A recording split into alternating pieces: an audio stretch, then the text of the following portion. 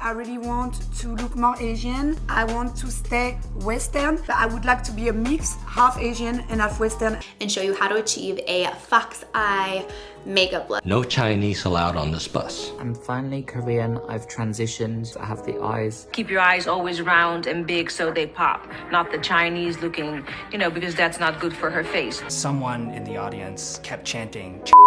He left his rights behind him in Vietnam, and he's over here now taking my rights away from me and my friends. Begged them to help this situation and do something about it, and they wouldn't do it. So I'm a white American. I went to the KKK. So a few days ago, a well-known director and writer, Steven DeKnight, quit working for Marvel after he recently discovered that Marvel had allowed their current editor-in-chief to rise to the top through cultural identity theft. Cebulski, a white American man, used the Japanese pseudonym Akira Yoshida in his earlier years to advance his career. But instead of dealing with any consequences, a few months after the allegations were confirmed, Marvel promoted Cebulski to their editor-in-chief. White people can take off their Asian costumes whenever they please, conveniently never having to deal with any of the real challenges or discriminations that real Asian Americans face. Discrimination that originated from white people as a result of a long history of anti-Asian propaganda in America.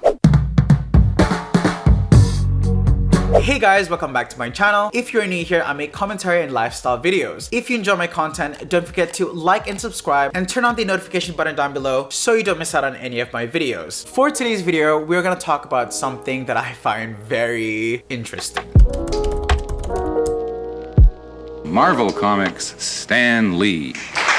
Marvel author Stan Lee replaced his original Jewish name in order to fit into American society. It's not uncommon for authors to use pen names. Many female authors use male or gendered ambiguous pen names so their work is more widely accepted in a male-dominated industry. But the difference between them and people like Cebulski is Cebulski did it to exploit a system that was already rigged to the benefit of his demographic. C.B. Cebulski began working for Marvel as an associate editor in 2002. Part of his contract was that he wasn't allowed to write any script for Marvel or any of its competitors. So to work around that, he began writing under the pseudonym Akira Yoshida. He gave interviews under the guise of Yoshida, fleshing out a complex backstory as a born and raised Japanese man who loved manga and spent a part of his childhood in the US and learned English by reading superhero comics. Marvel's attempt to cash in on the rise of anime and manga in the early 2000s involved hiring authors like Akira Yoshida to provide an authentic Japanese voice in American superhero comics. What we're looking for is an original voice. It's something unique that we haven't seen before and knows the language of the characters. Yoshida very quickly became a successful comic writer with fans who were led to believe he was really Japanese, at a time where Asian authors were already struggling to get into the comic book industry. Critics have pointed out that Yoshida's work often perpetuated American stereotypes of the Japanese rather than reflecting on what Japan was really like. For years, Cebulski denied to reporters that he was Akira Yoshida, but public scrutiny became so strong that he had no choice but to confess and apologize. In his own words, "I stopped writing under the pseudonym Akira Yoshida after about a year." However, instead of being punished for at least breaking Marvel's work policies, he was promoted to a higher position of editor-in-chief. In the early 90s, poems by Araki Yasusada, a Japanese poet who survived the Hiroshima bombing, was published in popular journals and highly praised. But it was soon revealed that there was no Japanese poet all along. All of the evidence pointed back to a white American author, Kent Johnson. As well as the portrait of Yasusada are a hoax.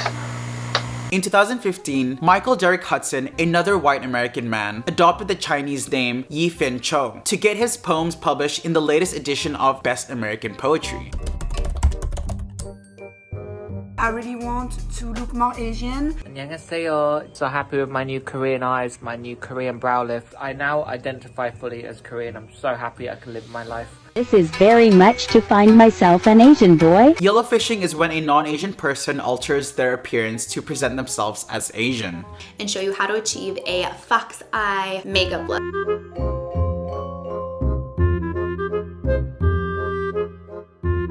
Pull?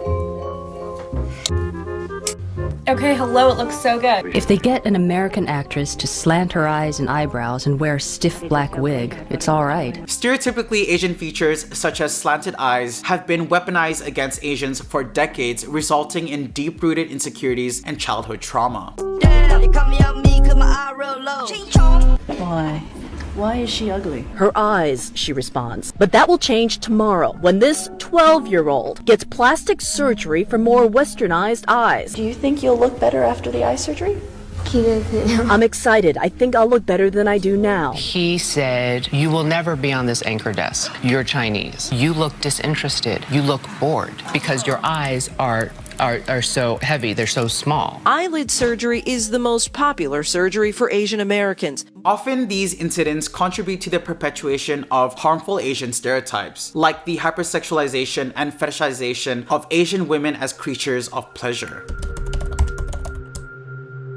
Chinese people started arriving in America as early as the 19th century, working on dangerous jobs like railroads, sugar plantations, and in the mining industry. Employers were eager to hire them as they could pay them less, which led to a loss of jobs for many white Americans. However, instead of directing this unfair treatment towards greedy employers, it resulted in growing hostility and xenophobia against people of Chinese descent. Thus began the Chinese taking our jobs mentality. The government used the stereotype of East Asian women as sex workers and temptations for white men to create the Page Act of 1875, which banned East Asian women from entering America and existing Chinese American women from becoming citizens. This law extended to East Asian men as well in 1882, becoming the Chinese Exclusion Act, the first American law that prevented immigration on the basis of race. After the Vietnam War, the American government resettled the Vietnamese people who were fleeing their country. They began working in the fishing industry and achieved much success. But yet again, their success upset the white Americans. Claims the Vietnamese brought the troubles on themselves. Well, they're going to have to educate the people. Particularly the members of the KKK who began to patrol the waters and set fire to boats owned by Vietnamese people. 38 Vietnamese shrimpers say they're giving up because of threats of violence from the Ku Klux Klan. I lost my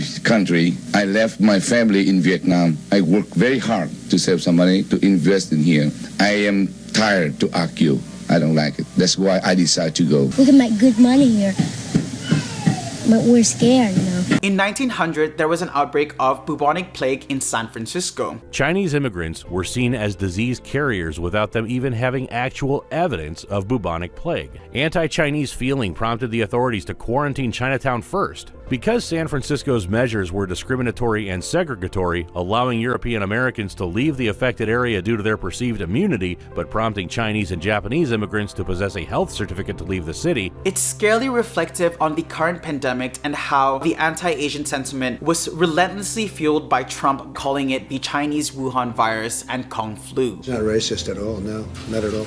It comes from China, which resulted in anti-Asian hate crimes increasing in America. And Asian Americans are reporting an increase in racist encounters. Anti-Asian racism and told to, quote, go back home. Elders are being beaten in the streets. In 1854, following a murder trial where a white man was convicted of murdering a Chinese man, the California Supreme Court overturned the conviction. The court declared that Chinese citizens could not testify against white defendants. This decision effectively legalized violence against California's Chinese population, inspiring mob attacks and campaigns for segregation. Between Americans and the Vietnamese refugees, the trouble was sparked, and it was fueled by racism. We want justice! We want justice! The fact that this same scenario could repeat itself a century later is proof how anti-Asian sentiment still exists.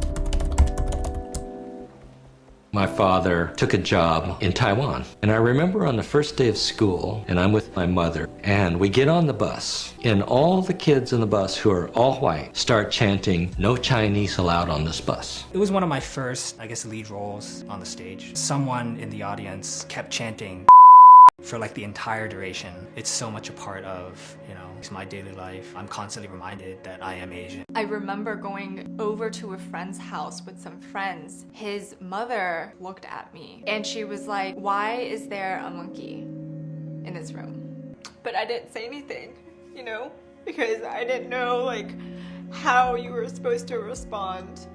So it's so outrageous when we see white people cherry picking the parts of Asian cultures and features that gains their attention or profit, without taking into account the long history of anti-Asian sentiment perpetuated by their ancestors. Fortunately, over the years, we've seen a rise in acceptance and even embrace of many Asian cultures globally. This is exactly what we need to be doing. We need to be actively seeking out, consuming, and advocating for Asian artists, because without them, we would not get complex portrayals of Asians in Western media. So I asked you guys to share with me on Instagram your favorite local artists. So here they are. And once again, thank you guys so much for sharing them with me. I'll also leave the links down below so you guys can check them out for yourself. To keep the conversation going, I'd love to hear in the comment section down below a movie or a music artist, graphic novelist, or anything that you think deserves more recognition. Personally, I really like The Half of It, which was written and directed by an Asian American. I feel like the movie's a bit underrated, so it'd be pretty cool to know in the comment section down below if any of you guys have watched that movie too. If you have any video suggestions, do comment that down below. Don't forget to like and subscribe and turn on the notification button down below so you don't miss out on any of my videos. If you enjoyed this video, you would enjoy my other video where I talked about colorism and how colonialism affected that. That's it for today, and I will see you guys next time. Bow to the conqueror, the Buddha Shakyamuni, relentless and ruthless destroyer of